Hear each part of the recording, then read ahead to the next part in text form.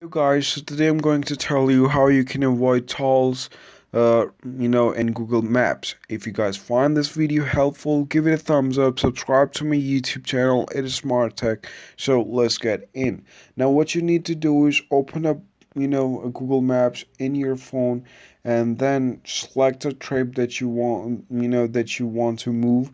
Once you select that trip, what you need to do is you need to hit on these three dots on the top right, right next to your location that you are on. After that, you hit on this first option, and then you guys will see a bunch of different options. Like you can also avoid tolls, you can also avoid motorways, you can also avoid ferries as well.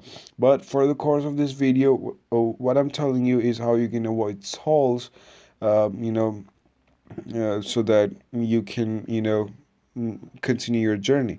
What you need to do is you can just turn on this toggle, and then you can, hit on this cross button, and after that it's gonna make another route for you guys from where you will miss all the tolls. All right, all the tolls.